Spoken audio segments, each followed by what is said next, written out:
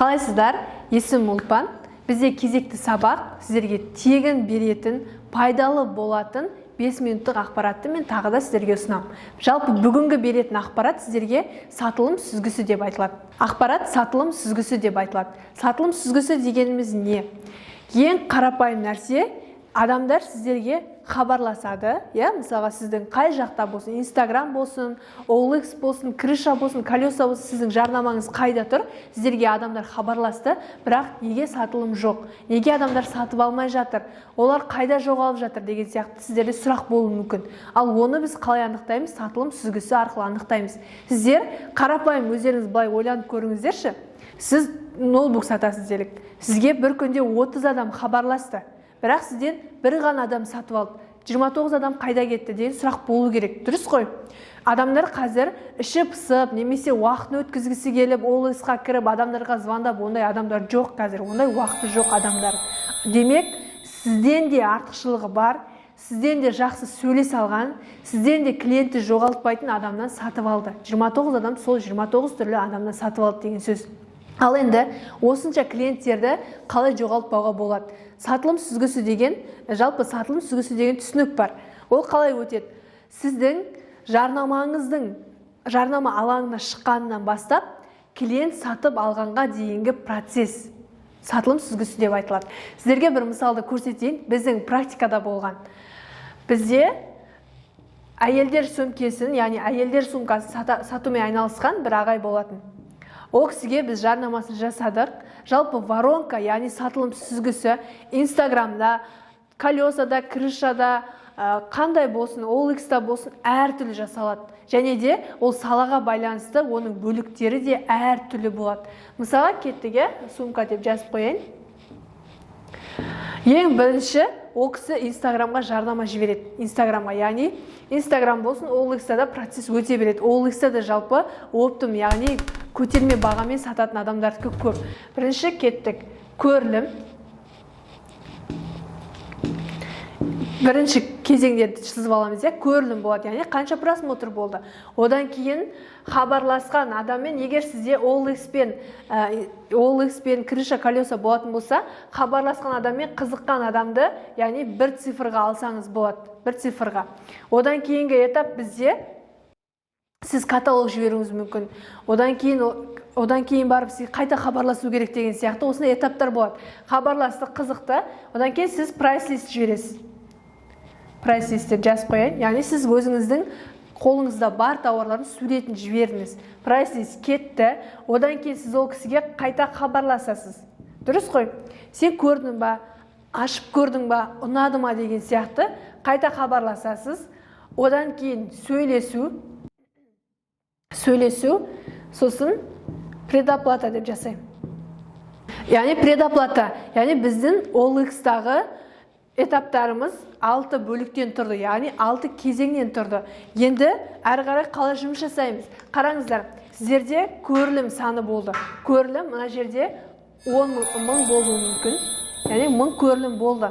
Сізге қызыққан, хабарласқан адамдардың саны 200 болуы мүмкін.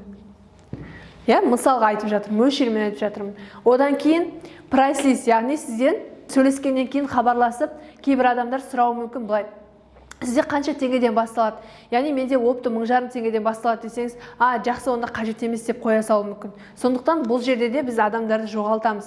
Яғни прайс-листте сіз кемінде 150 дейікші, мөлшермен 150 адамға сіз прайс-лист жібердіңіз. Дұрыс сөйлесу арқылы, адамдарға осы сияқты тегін нәрсенің өзін сату қиын. Яғни адамдарға аштырудың өзі қиын. Дұрыс қой? Одан кейін келесі этап бізде қайта хабарласу. Яғни сіз 150 адамға прайс-листіңізді жібердіңіз, енді 150 адамға сіз қайда хабарласасыз. Ол жерде хабарласқан кезде өшірулі болады, жоқ болады, номер тіркелмеген, сондай бір немесе телефонды алмайды, осындай проблемалар болады. Мөлшермен бұл жерде бір 120 дейік. 120 адам, мен мөлшермен жазып жатырмын.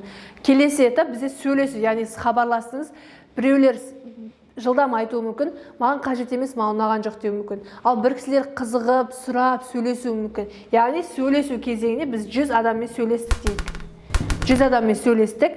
Одан кейінгі келесі этап бізде мөлшермен мына жерде 30 деп қоя салайын. 30 немесе 40. Яғни бізде сату бөлімінің конверсиясы, яғни қанша адам хабарласып толығымен сөйлесетін болса, процент бізде 30% болу керек. Ең дұрыс деген жерінде. Көрдіңіздер ғой, демек біздің 6 түрлі этап осылай өтті. Енді біз бұмен қалай жұмыс жасаймыз? Қараңыздар, сіздерде көрлі 1000 болды, бірақ хабарласқан, қызыққан адам 200 ғана. 800 адам қайда кетті, я? Демек сіздерде call to action копирайтинг дұрыс болған жоқ. Мына жерде 800 адам жоқ болғандығы сондықтан, я? Іс-әрекетке шақыру деген сияқты. Келесі біз хабарластық, қызықты, бірақ прайс-лист жібере алмадық. Бұл жерде проблема неде? Сіздің сөйлескендігіңізде.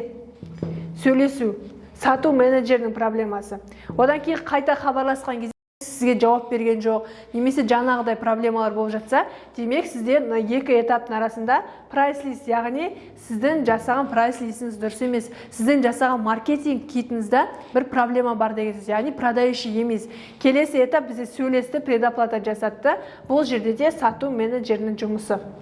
Сосын осындай воронкада сатылым сүзгісінде ключевой этап воронка деген нәрсе бар. Бұл жердегіміз воронканың шешуші кезеңі. Яғни бізде сатылым сүзгісінің шешуші кезеңі прайс-лист жіберу болады. Яғни фокустың барлығын осы жерге қою керек. Себебі адам сіздің прайс-листіңізді ашқан кезде ішінде сатылатындай, адамның сатып алуына әрекет жасайтындай, іс-әрекет жасататындай қадамдар болатын болса, ол клиент міндетті түрде сіздікі болады. Яғни сіздің тұтынушыңыз болады. Жалпы этаптар осы. Инстаграмға арналған, крышаға арналған, колесаға арналған этаптар және салаға байланысты бұл сатылым сүзгісі әртүрлі. Кейде 8-9 этаптан тұратындар болады. Кейде 3 қана этаптан тұрып аяқталып қалатын сатылым сүзгісі болады. Енді әрине сіздерге барлығы мен бұл жерде түсіндіре алмаймын. Толығырақ мен арнайы копирайтерларға арналған курсым бар. Сол жерде 3 сағаттық арнайы сабақтың негізгі сол жерде көбірек түсіндіріледі. Ең түсіндіретін, ең қорытынды айтылатын нәрсе бұл жерде, яғни сізде қай жерде адам жоғалып жатыр, сол жерде проблема ашып көрініп тұр, демек сол жермен жұмыс жасасаңыз, ары қарай сізде клиент болады деген сөз. Мысалға, мына жерде айттыға 800 адам жоқ, енді не істеу керек? Жай ғана call to action дұрыстап копирайтингті өзгерту керек болды. Жалпы бүгінгі сабақ сіздерге ұнады деп ойлаймын.